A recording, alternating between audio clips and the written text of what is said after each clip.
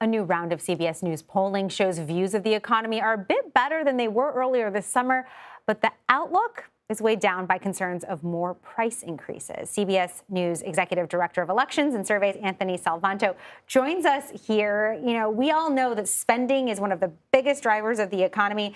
How are people feeling about spending right now? Right, and that's why the second half of what you just so perfectly said, which is, okay, current views ticked up a little bit. Okay. But what do people think? And I'll show you that, right? I'll just hit this one up to 39%. So still net negative, right? 39% good, but a little bit better than they were in the summer. But what do people plan for? What is their outlook going to be, especially on those spending metrics, right? So take a look at this.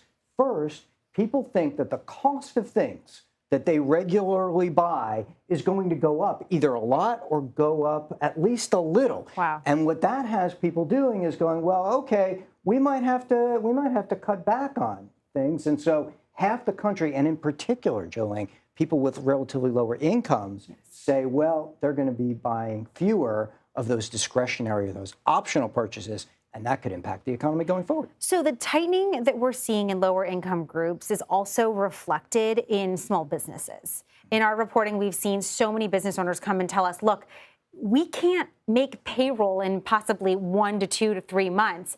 And so how is that sentiment playing out? Are you also seeing that in your polling data? Yeah, because one thing you bring up there is this sort of two-tiered economy where you've got people at higher or relatively higher income levels who are just less affected by less price sensitive. So, less price sensitive. And the other part of that, and I'll come over here, right, has to do with the stock market. Now, we've seen an increase in the number who say they think the market is good because it has been touching record highs, as you've reported, right? But this really affects more higher income people. In fact, those higher income people, and I'll show you this slide here, are actually more likely to say the economy is good overall because they are just less price sensitive. They're benefiting from the stock market. Exactly, right? So as that goes up, things get better for them. But those in relatively lower income groups, much more likely to say the overall economy is bad.